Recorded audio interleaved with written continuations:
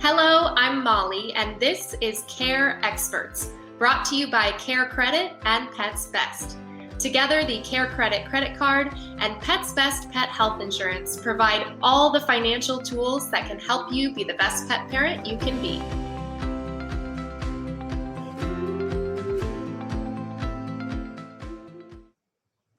So some dogs, actually most dogs, will pretty much eat anything they can get their paws on.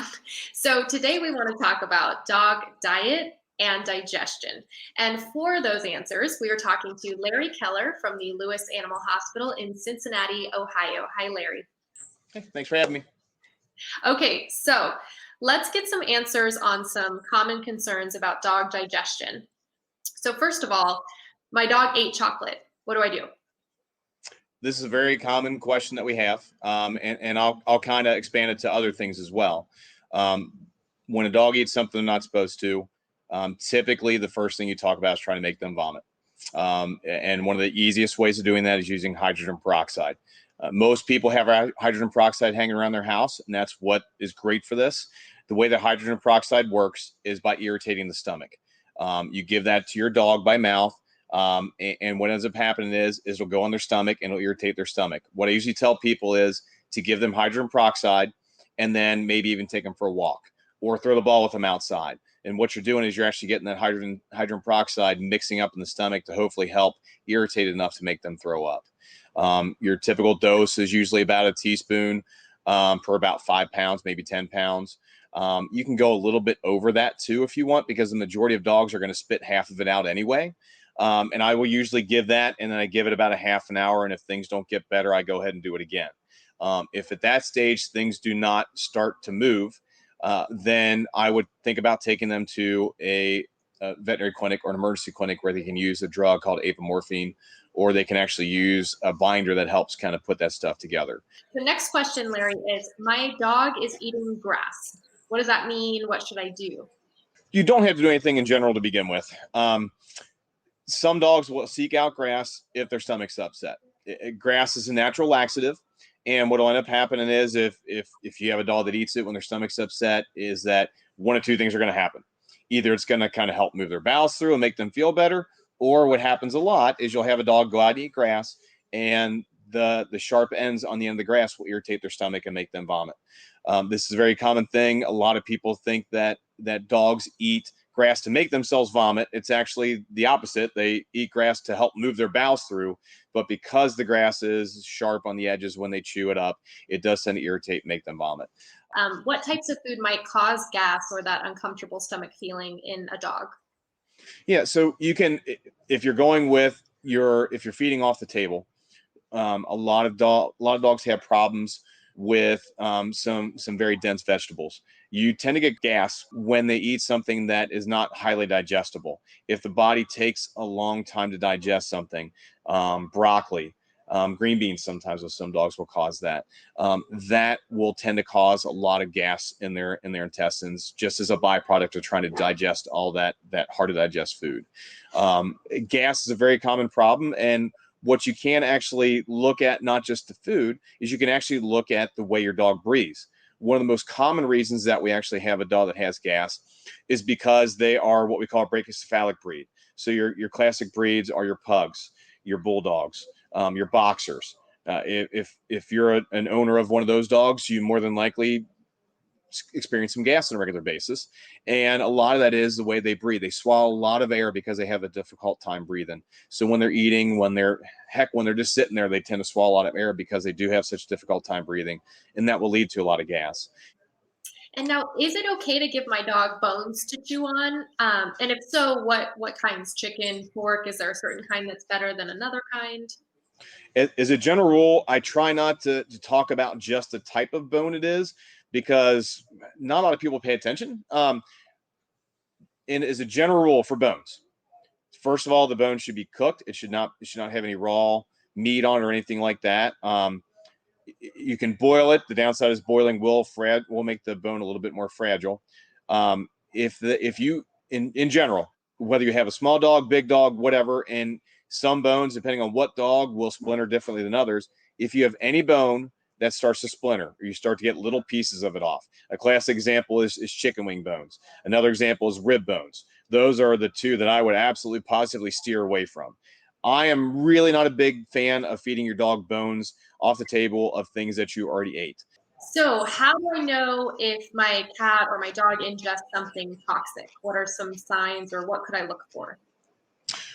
There are some very broad signs that can happen. A lot of our toxicities that we find out are when people know what they ate.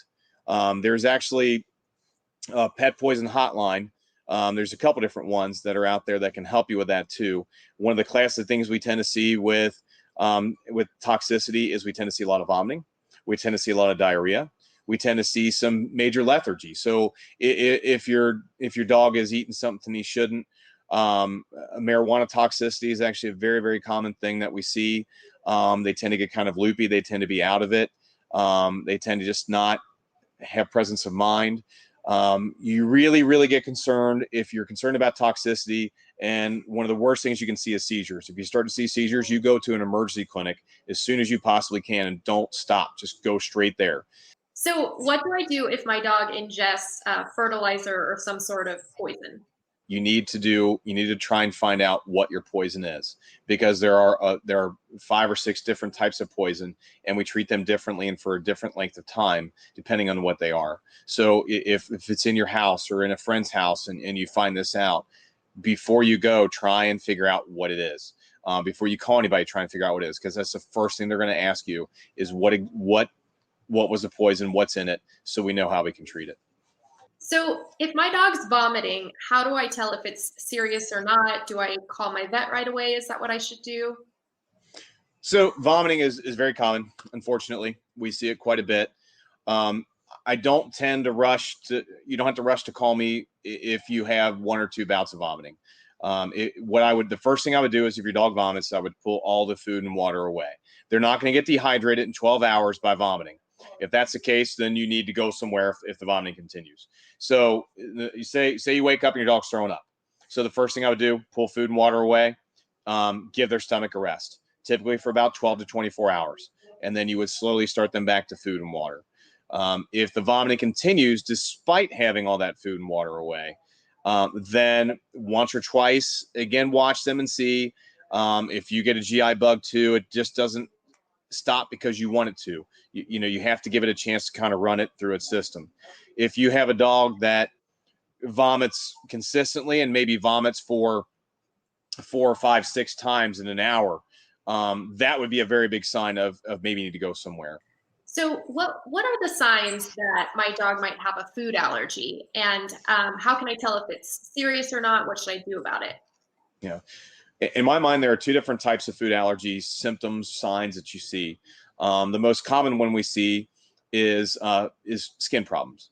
Another thing that we tend to see with food allergy, and to me, it's an issue of dietary allergy versus dietary indiscretion, would be diarrhea. So first things first, let's talk about skin. You tend to, if they have a lot of skin problems, the classic example of dogs with skin allergy or with food allergies is they have a lot of ear infections, and they tend to lick the rear end a lot. The classic phrase is food allergies is ears and rears. So if you have a dog that has non-seasonal, and non-seasonal because they eat the same food all the time, and they just have all these ear infections all the time, and you treat them, it goes away, and then it comes right back. You treat them, it goes away, it comes right back. Then maybe food allergy is something we have to consider. And the classic dog would be scooting their butt in the ground a lot. And that would be also could be anal glands as well. But you tend to actually have so much looking at the rear end, you can actually have an irritated area around it as well. And that is something to pay attention to as well. And that would be our classic dog. And not every dog is classic. Not every dog reads the book. So what we typically will do with food allergies is we'll do a food trial where you try a different protein. You can also try hydrolyzed protein, which is one of my favorite ways of doing it. And you do that trial. And that trial, if you do a true food trial, should be food, water, and that's it. Nothing else. Because if you start adding something else in, there could be something in other food or that treat or whatever that could be causing the allergy. And then you don't know that's the case. You don't know that the food is going to help because you had something else in there. And the hydrolyzed protein diets and the novel protein diets that we have are not cheap. And I don't want you to waste your money on getting something that's going to help, but then you're not sure how much it helped. So definitely make sure that if you go down that route, that you do it, and you do it for at least 6 weeks. And some dogs, it can take 6 months before you really get to where you want to be, but hopefully you see something within 6 weeks. And then you can get down to the meat of the problem and start adding stuff back one at a time and see if you can maybe find a common denominator that might cause issues with your dog. The other thing to talk about is diarrhea that you can get with it, and that happens quite a bit. That's a little trickier because there's a lot of things that cause diarrhea, and it's not one type of diarrhea looks like food allergy and one doesn't. You tend to trial and error with food and see what kind of helps calm their guts down, and then you try and help out with that. And that's, again, a process you have to work through to get to that point. Larry, thank you so much for all your incredible advice. We really appreciate you being here with us. No problem. I really enjoy it. Have a great day. Yep, you too. More episodes of Care Experts can be found at carecredit.com/careexperts. All of our featured Care Experts recommend and accept the CareCredit credit card, which is accepted at hundreds of thousands of provider locations nationwide.